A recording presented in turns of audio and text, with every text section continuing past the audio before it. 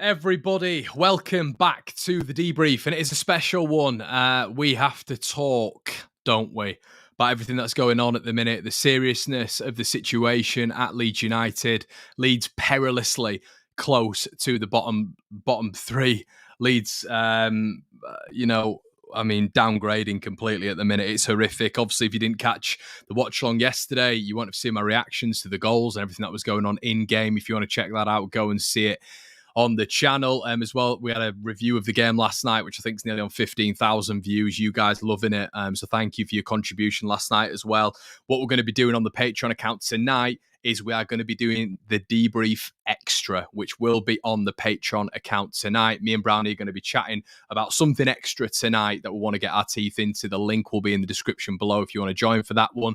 We've obviously got Generation Leads and tactical breakdowns all over there just for a £5 a month. But without any further ado, let's just get into a couple of your comments before I invite the main man in. An emergency debrief is exactly what the doctor ordered. What Conor will show up today. Not a good one, mate. Not a good one at all. An emergency debrief. D's in the building. Hello. Right, let's get on with it, mate. Here he is, the big man, Mr. Leicester City, the traveller, the Leicester traveller. Brownie, Leeds United losing out yesterday, mate. I thought it's a Friday night. I'm going to have to do this with a beer because it's going to have to calm my nerves a little bit. As you can tell, without a beer, it's shaky Stevens for me. But Leeds United losing out yesterday. I know you went down, mate. We've just been speaking off air. I don't really know where to start, pal. Leeds, despondent, terrible, turgid, crap. And we're looking at a situation now, mate, where this is something none of us wanted, a potential managerial change before the World Cup. And, just summarise your thoughts at the minute, mate. I don't want to offend anyone. I really don't. I appreciate everybody's opinion and comments. But if you still don't think we're in trouble, you're on another planet. That's where I'm at.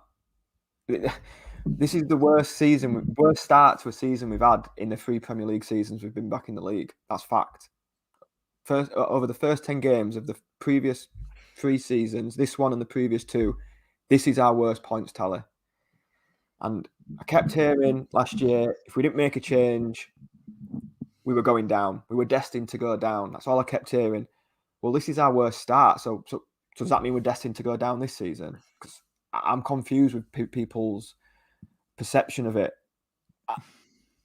Again, I'm seeing, but if we beat Fulham, we're 13th. We've said that for the last 3 weeks. We're not beating these 3 years. 3 years, mate.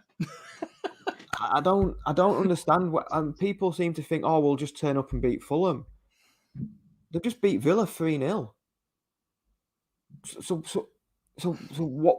I'd like the people to help me because I'm not sure how people are so positive that we're going to win on Sunday. I'd love Leeds to win on Sunday. I don't travel up and down the country for the laugh. I want to see Leeds United win football games. And since that break, since we played Chelsea and then Barnsley, since then, we've been awful. Terrible. As a whole over 90 minutes. We've had spells and flashes. And then people say the Arsenal performance was really good. It was encouraging. Yeah, it was. And then fast forward, 4 days? We make 4 changes. I saw the team and I just didn't understand. I'm just. I can't let. That's a really good place to start. Hannah said, "What's even worse is there's no certainties to get relegated this year. We don't have a Norwich or Watford exactly." Hannah, bang on. On that, sorry, Conor, because I know you're going to jump into my point. Yeah, go on. Jesse Marshall's won 6 games of football. 2 of them were against Norwich and Watford, who are now in the Championship. 2 of them against teams who have sacked the manager, and the other 2 was against 10-man Wolves and 9-man Brentford. That's it. So 2 in the Championship, who didn't even have 11 players, and the other 2 have sacked the manager. 23 games now as well, hasn't he? He's had 23. So I think we should go back. I mean, Hannah, that's a great point, but I think we should revert back. Let's go back to the start, the lineup. I mean, I said it last night on the review, mate. They were bold decisions. I'm not going to lie. I was saying, I've said it for weeks now, and I'm not going to go back on it. I think Jack Harrison should have been dropped. There is an argument that I understand that in a game of this magnitude, you want most of your senior players out there, which would be Jack Harrison. Although I'd have been happy with Jack to come out for maybe Cini and Aronson to be on the wings, Gelhardt to come just in and behind Patrick Bamford. That's what I thought we'd see if there was a change, or even Rodrigo. I mean, I wouldn't have wanted that. But to start Somerville and to have a left side of Llorente, Diego Bombscare Llorente, and Junior can't pass Firpo. I mean... No, he's our best passer at the football club, apparently. That's what the press conference said. He's one of the best passers of the football at the club. That's what was said. And this is what I mean when I said on the last debrief, where just don't say things, because it's just making him look silly by saying these things. I get he's trying to build confidence. I get that. But when you see performances like that, how can you come out and say he's one of the best passers at the football club? I mean, I just didn't get the team selection. And we're hammering Marsh here a lot, but the board, Christ almighty. I mean, we need to get into that as well, the board. I think Bielsa was hung out to dry a little bit. He didn't want signings. But yet, with a new manager, we've had a transfer window, and we still don't have a centre forward. It can't just solely be Bielsa who didn't want a forward. The board they've got to take a lot of this. They have to. Having to get rid of Dan James to bring in Willie Gnonto, who still hasn't kicked a football, by the way. There's so much blame at so many people's doors, and yeah, Jesse Marsh gets the brunt of it because he's the manager. For me, it's been a bit harsh the last few weeks, but last night for me is on him. The 4 changes, it was bold. If it worked, he looks a genius, but it really didn't. And that last night was on him. Like, we hear we need to move the old guard out, like Cooper, Click, Ayling, Bamford. Only one of them played last night. I've said that, to be fair, mate. It was only Bamford that started last night. So we can't keep questioning the players when they are the new signings that are playing. And I mean, the away end was getting pretty just disconnected with it. And when Sinisterra's number went off, I mean, it's a good... It turned toxic when Sinisterra was coming off. We're 2-0 down, and Bamford going off when you're 2-0 down is a bit baffling, because obviously, he's not been great in front of goal, but he puts himself about, and chances seem to fall to him, and just something could happen. But when you're taking Sinisterra off as well, you're finishing a game in the Premier League with Somerville and Gelhardt up top. And do you know what I think he did that for? I genuinely believe he took Sinisterra off because he was thinking about Fulham. I think he's putting all his eggs in one basket when it comes to Fulham. But then you've actually got a game against Leicester, which arguably is easier in terms of where Leicester are at the minute and how turgid they've been. But you look at that Leicester game, mate, and you're 2-0 down, of course you are, but one goal can change everything. Why is he bringing Sinisterra? Why don't you just put Gelhardt on for Somerville? Why is Somerville playing longer than Sinisterra? He's just, and this is what we're talking about consistently with Marsh. And I want to get into the board in a little bit, Brownie. So let's just park the board. I agree. Let's just make a bit of clarity. Let's park the board because we need to get into the board. But when we're just talking about Jesse Marsh, what I thought last night, mate, and what I always think is the problem with him at the minute, I don't see this. Let me just relay all my thoughts because I've had a day to think about it. He's not coming back from this.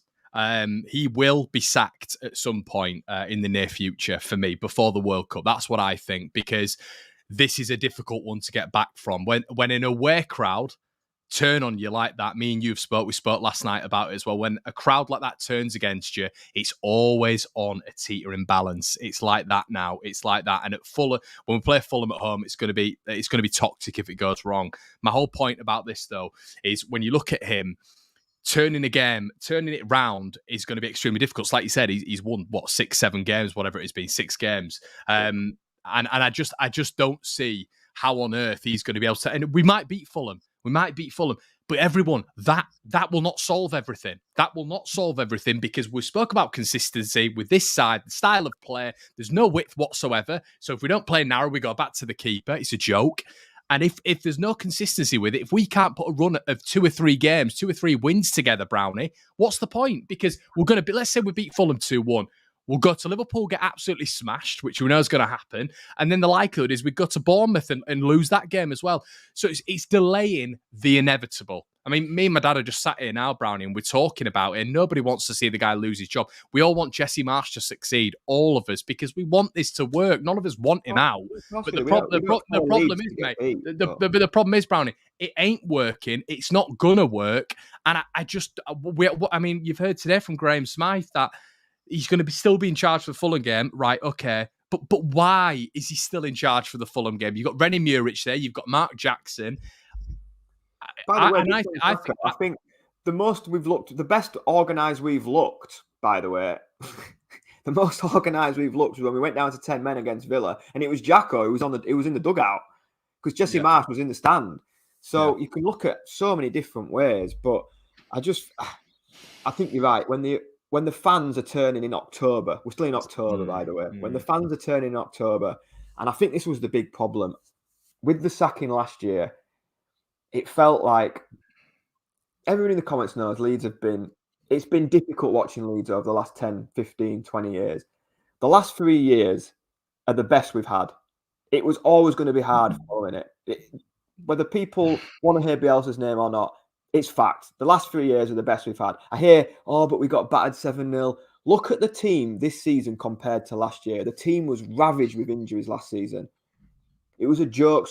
We finished against Arsenal with 5 teenagers on the pitch. This year, we don't have that problem. We're not ravaged with injuries. We're not. And this is what I value everybody's opinion. Andy, how are we overreacting? We've just been beat by bottom of the league. Villa are below us. We couldn't beat them. Everton at the time were below us. Southampton at the time were below us. Well, what I keep looking at the table and think, I must be looking at a different table. We must be further up than we are. We're joint, but we're joint. Wolves are on 9 points in the relegation zone, and so are we. And at the weekend, Wolves play Leicester, so one of them's got to get some points. So it's not inconceivable that after the Fulham game, we are in the relegation zone. So I don't understand how it's overreact. I don't get it. I really don't get it. Andy as well. We can't, a lot of us we've been predicting positive scores as well this season. I know what you're saying, in the same way we'd be overreacting if we won the next 2 games. But Andy, you can apply that to anything, mate. You can apply that to anything. What you have got to do is apply context to the scenario. We've had the easiest start of the bottom half teams by a country mile. In your first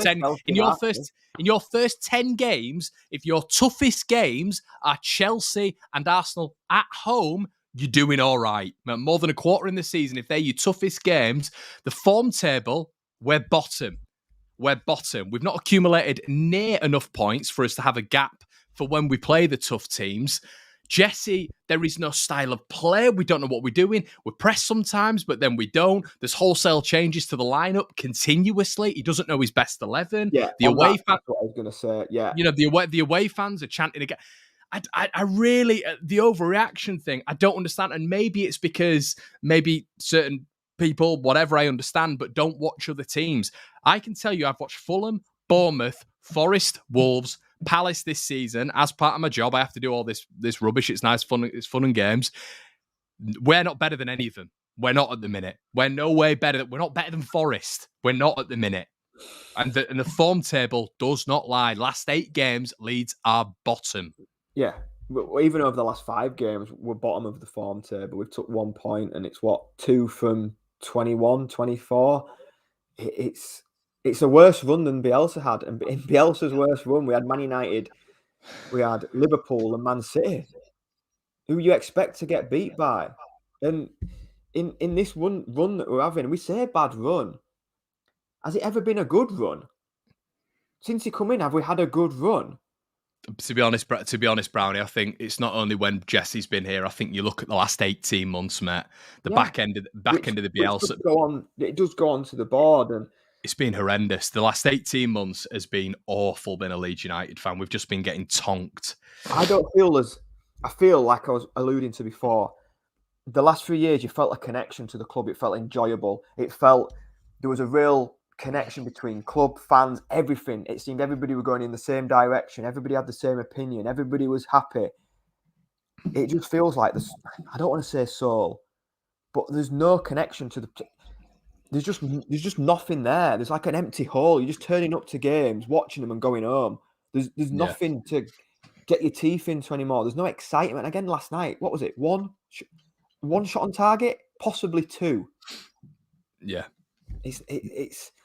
Can I just say as well, Brownie, Sam, I know you're a big fan of the channel, mate. Conor, what on earth are you on about on Twitter, replacing Jesse with some Norwegian nobody no one has heard of? This Norwegian nobody is an extremely good coach. He's beaten Roma, he's beaten European sides, and he's very, very good, and he's highly respected in the European game. And you've already had Villa looking at him. You had Norwich last season looking at him. You've had a fair few teams. Everton were looking at him, apparently inquired about him. He's a top manager called Knutson. Very, very good. Listen, it was just a suggestion today. I'm not saying we replace Jesse Marsch. I'm not saying that whatsoever. I'm saying future let me put context to what I was saying on Twitter. I want to see expansive football. I want Leeds United to play out wide. I like the gegenpress, which is very similar to what Liverpool play when it's coming to pressing opposition sides. I really enjoy watching that style of football. Helps defensively as well. What I'm trying to say is when we're going forward, we have to have a coach for the long term. I'm not going, right, Pochettino, get it out your heads. We're not. Pochettino's last job was PSG. He's not coming to Leeds. For goodness sake. He's not coming to... And this is just for future chat. It's not even relevant right now. Jesse still has a job. Benitez, backwards manager. Sean Dyche, short-term, backwards manager. Hideous football. Sam Allardyce, give your heads a shake. So you need to think a little bit outside the box. And the big thing about this, Brownie, the board need this to work because they've invested in Jesse Marsch. They've brought his players in. They cannot have this not work. And that's why they're giving him an elongated period of time. But I'd just like to address that because it might be a bad shout. I'm just saying that's the style of football I would like to see going forward. If you want to see narrow, rubbish, long ball football, let's go get Dyche. Let's go get Benitez in. But I don't want to see that anymore. And I think, I'll be honest with you, I don't want to be too harsh here, but I think Jesse Marsch's style of football has taught us that. I mean, irrelevant of who's out there, and I've been thinking about this all day about, well, we can't sack him because there's nobody out there. If your missus cheated on you, you won't keep her because there's nobody else out there. You'd get rid. Yep. That's as simple as I can put it. If it's not working in any form of life, just do what you need to do. But we've got to get rid of this. I mean, he's still in the job. But we have to talk matter of fact. The likelihood is, Brownie, matter of fact, he's going to be gone. We know this. He's not. I don't think he's going to be able to turn this round. And obviously, I hope he turns it round. But it's not a matter of fact, really. It's not a matter of fact. It's my opinion. Yeah. However, I don't think Phil Hayes said it today as well. He just can't see him turning this round. It's very, very difficult when the fans are on your back as well. The player's look void of confidence, doesn't know his best 11. It's naturally... Bamford wasn't after going off last night. You saw people, I don't know what the Amazon showed, but you saw people shaking their heads. Bamford looked fuming when he were going off. And I mean, all right, he missed a whole host of sitters at the weekend. And maybe it was frustration that he hasn't scored again, but I might be reading too much into it. But he wasn't alone. Players just looked like, well, what's... It feels like, and I think you said this about 10 minutes ago, Conor, and it looks like it from the subs. Each week it's a different sub coming on in front of someone else. The team keeps changing. It doesn't look... I don't know our best 11. I'm not saying it's an easy job. It doesn't look like we know what our best team is 10 games into the Premier League. It just feels like we're throwing players in and hoping something sticks, to me personally. Again, could be completely wrong. People might agree, people might disagree. But have we ever had a settled team?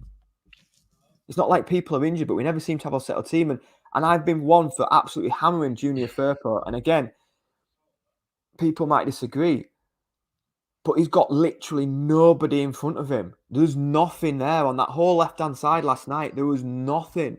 I think you could put anybody there last night, and everybody else was the whole other side of the pitch constantly. I saw a picture of the average positions today, and Junior Firpo is literally the only person on the left-hand side of the pitch. It's just... Brownie's not good enough, though. He's not so narrow. He's not good enough. I'm not he's saying not that. Brownie's. He's nowhere near Premier League quality. I said the same at Christensen. First 5-6 games, he looked completely exposed. And again, it was the same thing. There's nobody out there. But I think Christensen's improved a little bit. I think Firpo's just. I think he's. He has improved because I think our players shifted to that side since Sinisterra's come back in. He's shifted. Obviously, Sinisterra's been playing on, like, he keeps flicking where he's playing. I don't know. It's just so frustrating. And Carlos has said it's square pegs in round holes. Cheers for your super chat, mate. I'm so confused by the tactics and the timing of the sub. Stats on the table do not lie. Villa reacted. We have to do the same. No excuses. We ain't good enough. The thing is, and I've seen a couple of comments down here. Let me just get this one in.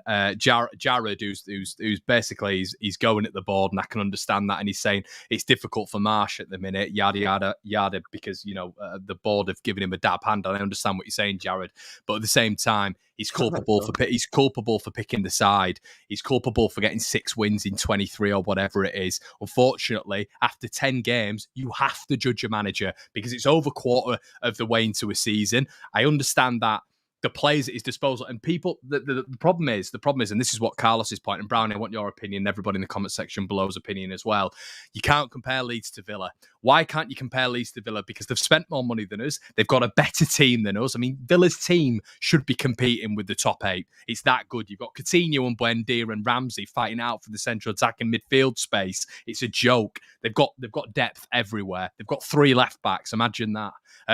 So this is what we can't really compare Leeds to Villa, but I do genuinely think that there is a lot of blame to put on Jesse Marsh at this moment in time. He has to have got results, especially coming in, replacing Bielsa and being that guy. He's got his players, but I do feel for him, Brownie, when you're watching that side, because you look at Patrick Bamford and there's an argument to turn around and say Bamford's not good enough anymore. Will he get back to that one season that he had where he was incredible? No. Probably not. That's the likelihood. He's not going to get back to that level with the injury that he's had, been out for over a year.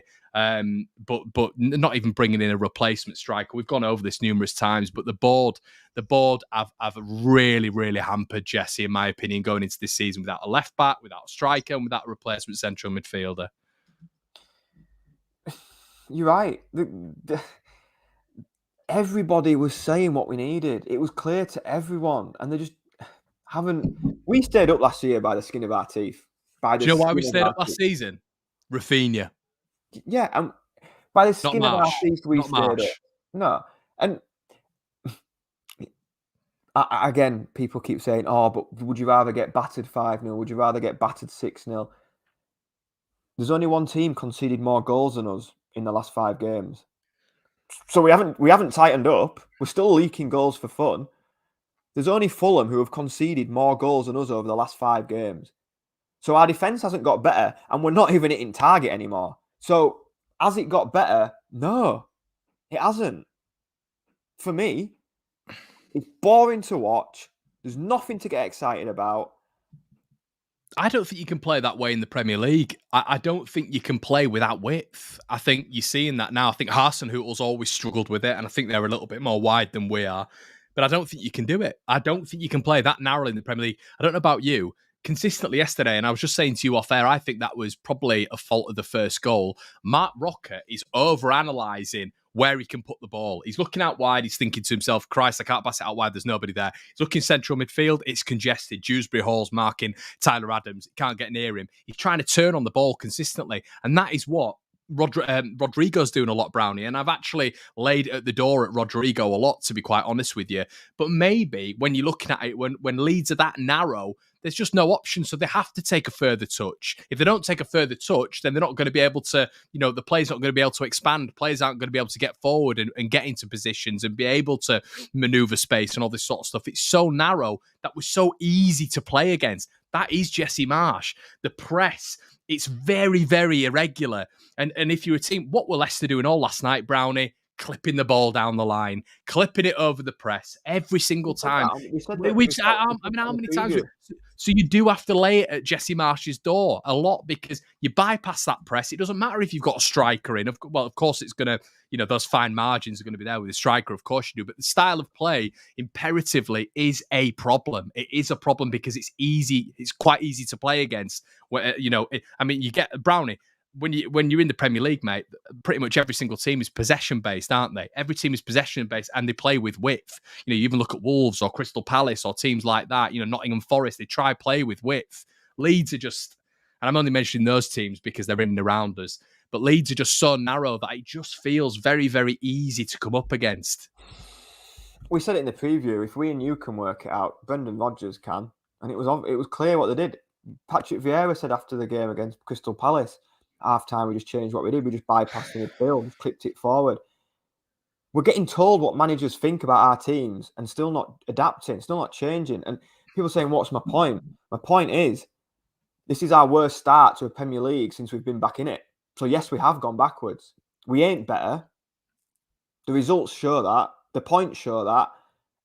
And we hadn't even been to Emirates, Anfield, Old Trafford, Etihad, Tottenham, Newcastle, who were up there. We've not been anywhere there. We haven't been to Anfield. We've still got to go there. And we're sat joint relegation candidates with 9 points, with Wolves and a point above Leicester. People have made Forest a laughing stock with how many players they've signed and the rubbish, and they're going straight back down. We're 3 points above them. I don't understand where all this positivity is coming about. And I've seen a comment about give Marsh some credit. He hasn't got any credit. Bielsa had a little bit of credit because he got us up there. People say Marsh kept us up. He won 3 games of football out of 12. Well, I guess he did. I guess he did keep us up, didn't he? Really, statistically, he kept us up. He came when we weren't in the relegation zone. Yeah. So we weren't in the relegation when we came, and we didn't finish in the relegation zone. He did his job. He kept us up. Well done. But we're joint in the relegation zone, and it's not even November. I've been alongside other people saying, yeah, maybe I can see things developing. I can see patterns of play. Marsh does need a little bit of time. He's brought in some players. We'll bring some more in January. I don't believe the board will give him more in January because they haven't given anybody many signings. We've had to sell to bring in. Like this summer, the only money we spent was what we got for Phillips and Rafinha. But last night tipped me over the edge with the changes. Arsenal was arguably one of our strongest performances, especially second half. I thought we were really good second half against Arsenal. Yeah. Then to rip up that team, literally rip it up, it just made no sense. And if people can explain to me why they think he did it, I'll listen. But last night, I think it tipped a lot of people the other way. I really do. Terry said, if Marsh goes, considering we've invested in system-based players to fit the Red Bull system, would you want another Red Bull manager? Jassel from Salzburg now. I think Jassel's going to go a little bit higher than Leeds, mate. But the Red Bull system, I think we've got players who can play in an expansive system. And, you look at someone like Brendan Aronson, he's played in an expansive system before. You look at players like Tyler Adams, I think he'd be fine in a double pivot where he's playing a little bit out wide. You almost look at it and you think to yourself, they're going to be better players if they're able to give the ball to a winger who's hugging the touchline because they've got an option there 24/7. You've actually got, man, this is what I was mentioning about Knutson earlier, Brownie. You've actually got a manager who employs width and a little bit of overloading and really looks to expose teams out wide and possession-based football, which is what any team in the Premier League now, to dominate and control and to get into that top 10, the upper echelon of the Premier League, you have to be able to do. You have to control and dominate certain games. It can't just be Leeds win 1, then lose 3, then draw 2. It can't be like a pattern like that. You've got to be able, especially with the trajectory that we've been on. Hey, let's not forget, everyone, our chairman came out at the start of the season and said, it's impossible, he said, for Leeds to be in a relegation battle. The CEO has said that we had 2 international number 9s in Rodrigo and Bamford. And he also said that Joe Gelhardt, who's had combined minutes of about 25 minutes in the last 4 games, is the best young talent in the country. Make it make sense. But do you think our squad's that bad? At the start of the season, I don't think it is. I think our squad is quite good. I think the starting 11 is decent. I think the starting 11 is decent. I'm still not convinced, and I know we've spoken about this before. Let's say if you've got depth and you look at Forshaw, Ayling, Cooper, Nonto, who's very unproven, bless him. I do feel sorry for him. Click. That is, where are our expectations here, Brownie? What are they delivering? It's bang average depth, isn't it? That's what I would say. So I don't think it's anything above 15th. 14th, 15th. So maybe, we're looking at Jesse Marsh's his expectations this season. And that's why probably Andrea Radrizzani said from 10th to 14th. He was probably looking at it, to be honest, Brownie, and thinking 14th is probably the best we can ask for. That's what you hope he's thinking anyway. But to come out and say it's impossible for us to be in a relegation battle. I look at the team last night, though, Conor, and only 2 players are still in it from the Championship, and that were Bamford and Melier. They're the only 2 players that played in the Championship that What about the started. squad? Yeah, but what about the squad though? Innit? It's like, Yeah, but we're 2-0 down by half time. So forget the squad. We're 2-0. The game's gone again, and people keep saying he kept us up last year. We stayed up, and are people forgetting the Aston Villa game at home, which was probably one of the worst of the season? Are people forgetting that we got battered 4-0 by City? We conceded 3 to Chelsea. The signs, we needed a 94th minute goal to beat Norwich. The signs were there for me. They were. I mean, I can remember the last, and it's just mentality. He was celebrating after the Man City game when we got beat 4-0. He was fist pumping the crowd. I'm not a fan of that. Not a fan of when he does that. 4-0. Yet last night, nowhere to be seen. Yeah, it wasn't a good look last night, I didn't think. Michael FM says it give him time, players time to listen. Michael, I'm all up on that. I understand that, Michael. But how long do we give? How long do we give before a change? This is what me and Brownie have spoken about as well. Do we give it to 20 games? Do we give it to 25 games? Because me and Brownie are opposing this opinion, but I did feel we were going down with Bielsa. I did feel we needed to make a change. I love the times we had with him. I love the guy. He's imprinted on my heart. I'm planning on getting a tattoo with him on. But I love the guy. But I did feel that he was taking us down. I thought Leeds were going down at that point. And what I'm trying to say is when Jesse came in, I think he did a really good job to keep us up. But I understand what Brownie's saying in terms of... Just a comment. We're getting thumped 6-0. 6-0 by Liverpool at Anfield. With threadbare squad. We do not have injuries this season. Yeah. If anybody can compare this squad to last season's squad, I don't know what you're watching. I think the whole thing... I take everybody's opinion, but if this squad is getting compared to last season, we had McKinstry coming on. We had McCarron coming on. Yeah. Is it dangerous? Do you think Oxford? The squad is polar opposites. But how are you gonna... How are we ever going to move on to that next thing, Brownie, if we're consistently comparing to Bielsa? He's not coming back. We're not going to rehire him. He's not. So people saying, like you, we're destined to go down under Bielsa. Yeah. That's what people saying. Yeah. So if people think we're destined to go down under Bielsa, which is fairly reasonable assumption, we were getting beat, we could have done. We've got less points after 10 games than last year. So if we were destined to go down last year, then how come, for some reason, we're not destined to go down this year? No, I agree. No, I think we are. I think if it continues like it is, we're going down. But I think even if we beat Fulham, it's a smokescreen. I genuinely don't think it's going to kick us on because I don't think this style of play. This is imperative, Brownie. I don't think this style of play is going to be able to consistently keep Leeds up in the Premier League, even if we're to beat Fulham. And I think we've seen enough. We've got enough of a sample size now. It's almost half the season when you look at the amount of games. It's 23 games, I think, overall with Jesse Marsh. I'm not seeing enough now where I'm saying that's our identity. That's what we do in, week out. And at least, if we are comparing to Bielsa, which I am, we have got to move on from Bielsa at some point, but it's the only comparative we've got. At least with Bielsa, we knew what we were doing week in, week out. At least we had Bielsa with this squad. Yeah. Because I don't think we sat with 9 points after 10 games with these players. Yeah, potentially. But do you see what I mean when I'm talking about Bielsa every time, Brownie? Because it's almost a redundant point because it's like, what are we? It was always going to be ridiculously difficult for the man to come in after Bielsa. It was ridiculously difficult. So all I'm saying is I think it is a little bit harsh to beat Marsh with the stick of, well, you're not Bielsa, you don't do it like him, yada yada yada. If you see what I mean. No, but this is Marsh's way. This is how Marsh plays. This is his system. He's got Adams, he's got Rocker, he's got Aronson. They're his 3 midfielders. They're who he wanted. That's who he's using. We've got 9 points from 10 games. Yeah.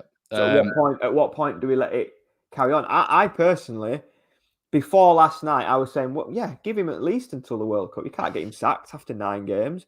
I was in that camp. I was saying, give him time. I can see glimpses. I can see what he's trying to do. Yeah, we've been very good on this.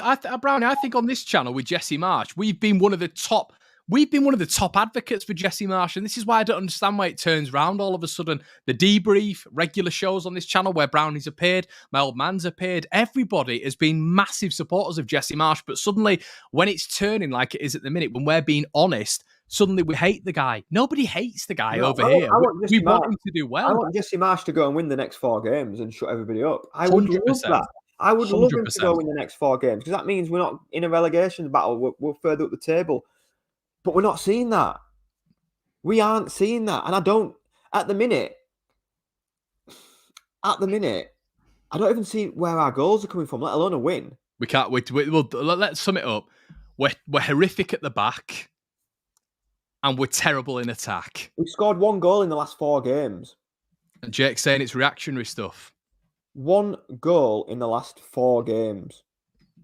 Michael said Jesse should have threatened to go if his striker and left back weren't brought in like Conte. He maybe regrets being a bit soft with the board. I agree. And listen, the board, Michael, as we said at the start, me and Brownie, the board have been culpable for years. This isn't just the Jesse. And this is why I'm finding it really difficult to completely blame Marsch, because it's not all on him at all. It's almost a 40 in terms of Jesse Marsch and 60 in terms of...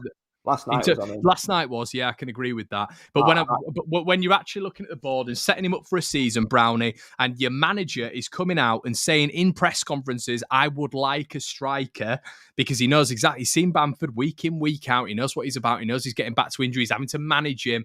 Imagine if we just had a fully fit striker this season who was of a decent level. The thing is, Brownie, I don't know where the expectations are with this. I don't know if the smoke screens. What's your opinion on it, mate? Cody Gakpo, Charles de Ketelaere, Rodrigo de Paul last season, Matthias Cunha last season. All of these flashy razzmatazz players who were never, ever, ever going to come to Leeds. Why have we got such a specific target? Why could it was only Junior Firpo. It was never Romain Perrault, who's doing really well at Southampton. It was never Charlie Taylor. We couldn't consider anyone like that. It had to be Junior Firpo. But why is it? Why are we talking about Charles de Ketelaere and that's it? Why do we have such a specific recruitment strategy? Why can't we just, go for tier 2, tier 3 players who are actually going to want to come to Leeds and who are going to be able to perform in the system? Why are we looking at players who we're never going to get? I'm going to say something that'll shock you and probably shock the comments and everything. I would rather see the board go before Marsch. Yeah, because the board have been there for the last 5 transfer windows. We've needed a striker. Last 5. I mean, it took us 9 transfer windows to sign a midfielder.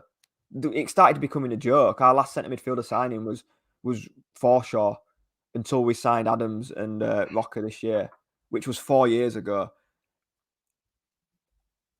The board, for me, who's the owner? Who's making the decisions? Who's putting the money in? That person needs to be the owner and start backing us. Why are we 3 years into the Premier League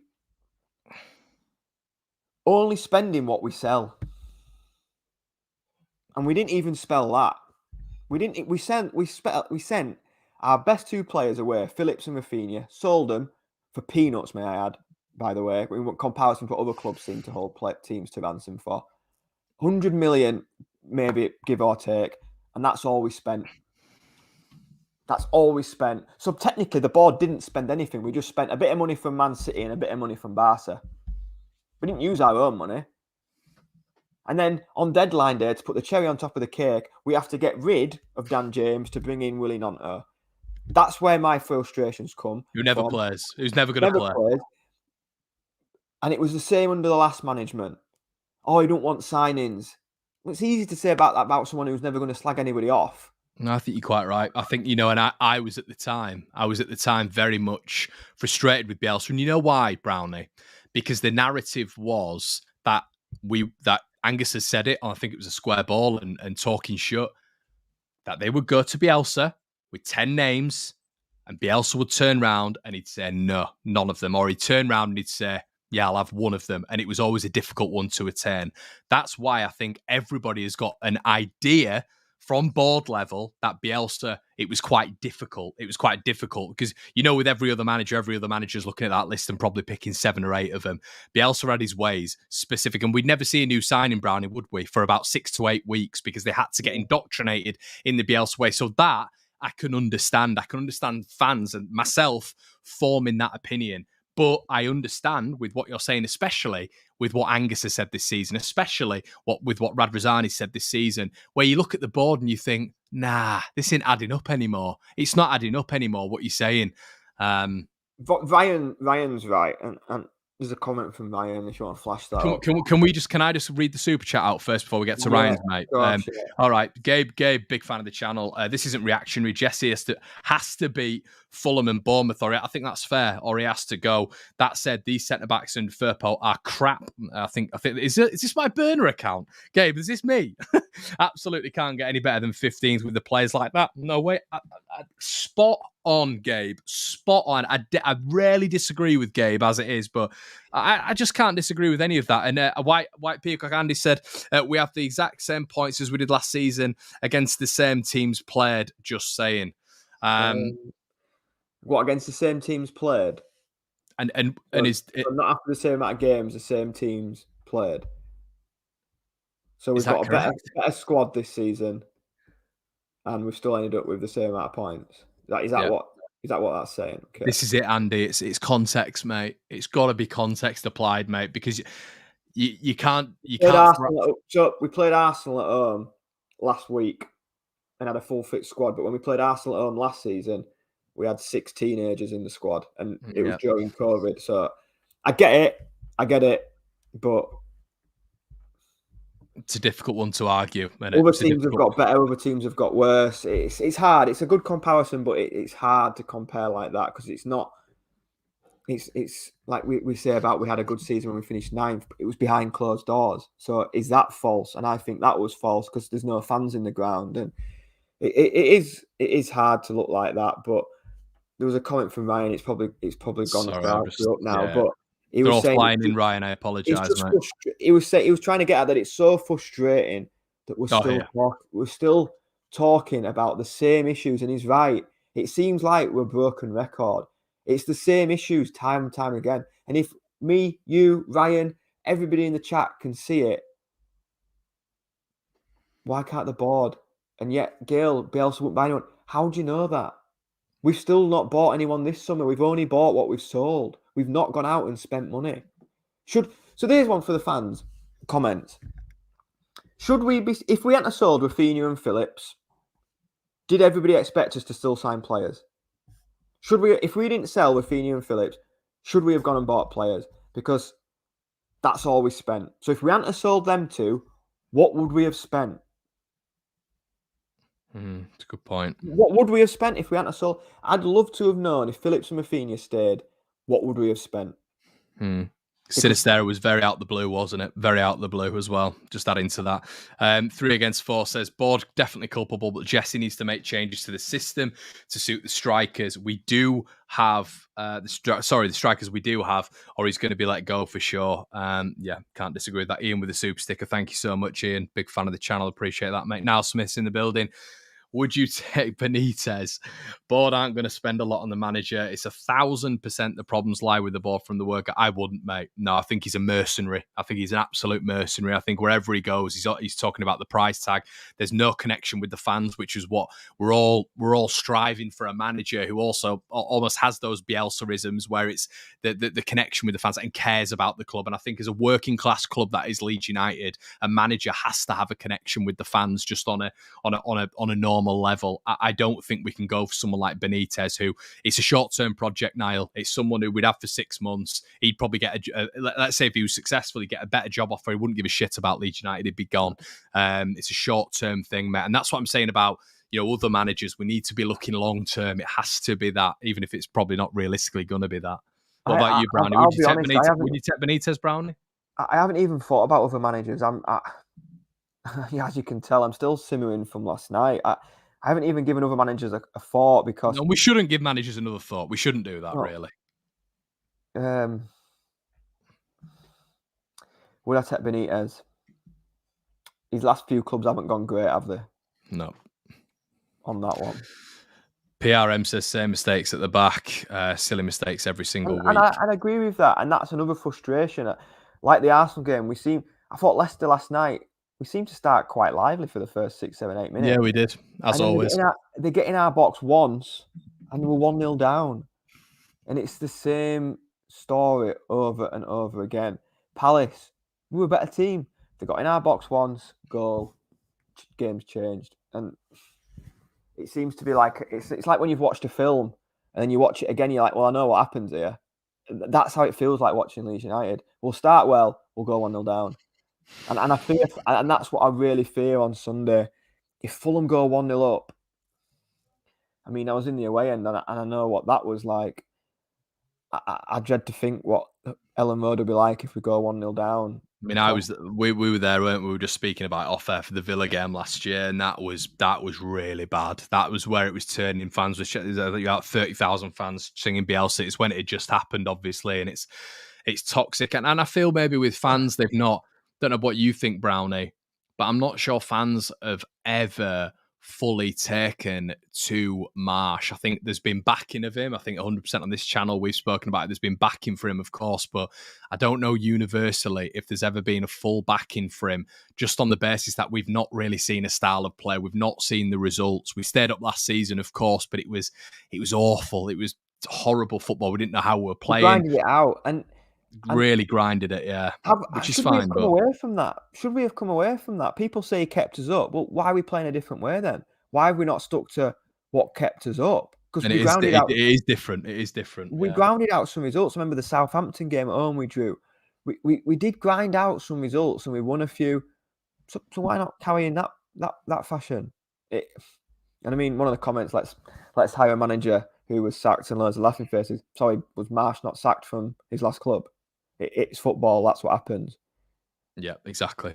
Blake says, as a Yank, it's odd how much credit and blame you give the manager. In other American sports, coaches are constantly involved and rarely blamed. In this sport, they get a speech before and at half. Yeah, Blake, that's how it is in football, mate. And that's what I think maybe as an American fan yourself, and I'm not saying all Americans think this way at all, but I think from maybe a couple of comments that I got last night on my video, I think maybe a lot of maybe American fans are aligning with what you're saying there, and it just, not to be patronising at all, mate, but it is very, very different in football or soccer. I feel like it's a much more intimate relationship between the manager and the players, and you know the manager has a hell of a big say in what goes on in you know football sagas really when it comes to their clubs, and they are always, like it or not, the first person to blame. The players, and it's horrible.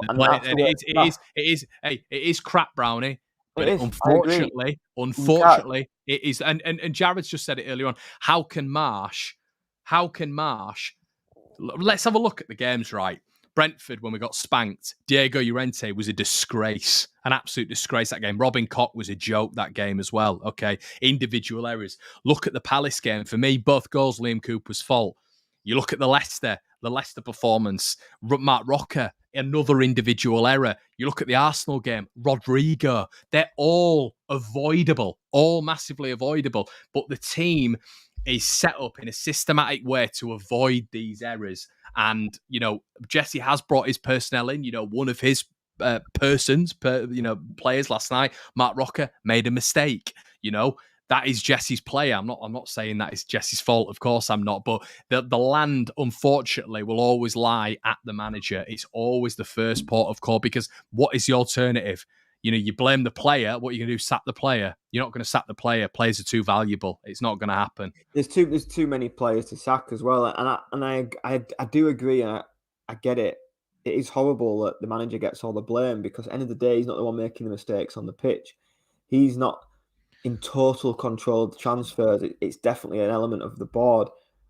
That's why I said last night was on him, because of the amount of changes he made after such a good performance against Arsenal. Do you think Jared's got a bang on the money here as well? He just said, I don't get why you sack the guy and not the man hiring him. This is a reoccurring problem. Now, I don't think there's a problem with sacking the guy, Jared. I disagree with that, because I think we're still seeing his system failing. I think you can sack the guy 100%. But the man hiring him at the minute, you are looking at a managerial rate when Victor Orta's been appointing these guys of Marcelo Bielsa, and that's it. Yeah. So far. And this is why I'm so torn with it. And last night was annoying, because before that, I had all the blame at the board. The board didn't change that team last night. I'm not sure anybody looked at that team and thought, "Oh, that's a good team." I don't believe anybody looked at that team and didn't have any thoughts of what. That was my end. When I read the team an hour before kickoff, I was like, "Why? What? For what reason?" I think I said, "What the hell is that team?" And I think a lot of people had that same opinion. But yeah, football's different now. There's that much money in it. It's such a results-driven business. If you go back 20 years to when Alex Ferguson started and Man United dominated the 90s, as much as it pains us, they dominated. If he would have been a manager today and had that start, he'd have got sacked. Because Man United started horrifically under Alex Ferguson. Horrendous. In today's world, he would have got sacked and they would not have gone on to dominate. It's a different world. It's just football. Different world is football now. And anybody, I mean, I heard when Klopp was having that spell, people were questioning if it was time to go for Klopp. Well, the thing is as well, Brownie, is, and this is when people are talking about 10 games and is it enough? Is it enough? Give him time to gel. You don't have time in the Premier League to gel, because if you go down, it is curtains. It is curtains. And for someone to say, our Leeds will bounce straight back, no, they won't. That's not Leeds United. And we don't have the calibre at the minute of the squad. Unfortunately, half our team will get picked off and we'd have no sustenance beneath to be able to, do anything in the Championship. So football is a money-driven business. The Premier League is the richest league in the world, the best league in the world. If you go down, it is cataclysmic for the club. It is not good for the club. We've been down there before. It took us 16 years to get back. The club cannot afford to go down again. It can't happen. So what I will say on that is I think the Championship is so poor now. I mean, Burnley stunk the place out last year and they're right up at the top of the league. So as much as I wouldn't want to go down, it doesn't concern. Well, obviously it concerns me going down. I don't want to go down. Yeah, let's not go down that route. I don't think it'd take I think we'd come straight back, but I don't even want to get to that point. We are in the Premier League. It's our third year in the Premier League. We should be establishing now. 3 years, we should be establishing. And there was a comment about 10 minutes ago saying, I feel like we should have spent 50 million, 60 million net. And I wouldn't disagree with that. 50, 60 million for a team like us, improving on last year's squad, absolutely fine. We haven't. We've spent what we've brought in and we stayed up by the skin of our teeth. And to not bring in what sent us, not having a striker last year impacted us tenfold. It was the number one position. It was the number one position to recruit in the summer. The number one position, striker. Having Bamford available for 5 games last year, well, 4.5 games last year, absolutely crippled us. We had no focal point. We were playing Dan James up there, Harrison, anybody who had a pair of boots at one point could play up top. And to not go out and get another number 9 after scraping up on the final day, and I was at Brentford, and I still don't know how we stayed up. Going down to Brentford, we were concealed to defeat. To not go up and buy us number 9 after last year is criminal. Yeah, and Jesse Marsh is getting hung out to dry, and I feel for him, I really do. But I want to see my football club win games of football. Exactly, mate. Terry said again, thanks for your donation, mate. If we are playing narrow, do you think another body in centre midfield would help? Perhaps a back three to help negate the opposition chipping the ball into the channels in transition? Potentially, mate. I just think maybe we'd lose something going forward. I've mentioned this before. You'd have to take, obviously, an attacking body out there. And still, the problem still lies there, mate. Us playing forward, we are still going to be playing centrally. We're not going to be going out wide. So, you'll have wide players there in terms of fullbacks, wingbacks, whatever. We won't utilise them, and we'll still play narrow. So you've got another body in there in midfield congesting it up. But then the opposition will probably just counteract that and put another body in there as well. So, and if Leeds don't have any variation in the play, we will not go out wide. It's just congesting the field even more. The width is what annoys me the most. It's exciting getting players out wide and getting wingers running at people and crosses into the box. I do miss that. But there's different ways to play football. Different managers have different styles, and there's nothing wrong with that. But it's got to work. You're judged on your results. It's a results-driven business, and at the minute, the results aren't there. Yeah, Gabe That's said, Gabe, not to say that they Gabe, won't come, but they have to start coming. And I'd love Leeds to go and win the next 3 games. Of course I would. yeah, That means my football club's doing well and winning games. yeah. Yeah.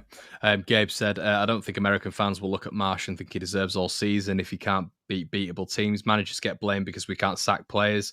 Unfair. Yes, but it's the game. Spot on. Can't disagree with anything like that. But You've got a phone underneath the table. Gabe, Gabe just, I can't disagree with anything Gabe says. Yeah, no, some people you agree with, some people you disagree with. And Gabe's that's one why of we them. love football. If we all Of course it is, thought the same thing, it would be boring. It If would, we mate. all had the same opinion, it'd be boring. Every single person watching the show wants Leeds United to win on Sunday. Yeah, of Nobody course we doesn't do. want Leeds United to win. And people have different opinions. And you might not agree, you might agree, you might think, oh, that's a fair point. That's not. If we win Sunday, listen, we're happy. But Yep. I think winning Sunday just papers over the cracks. Yep. Me. I can't disagree, mate. I really can't. Right, guys, there is 1,080 of you in the building. I'd love to see 1,000 likes. That'd be amazing. I'd really appreciate it if you've enjoyed this chat. Listen, we're going to head over to the Patreon now. We're going to continue this on the Debrief Extra, which we're going to start bringing to the channel as well, which is going to be a pre-recorded version of me and Brownie just selecting one topic to talk about for 15 minutes. We've got another panel show on there called Generation Leeds, Tactical Breakdown. So head on over there, guys, if you've enjoyed this. And we'll be back with some more content. But thanks for joining us, everyone. And we will see you in a bit. Cheers.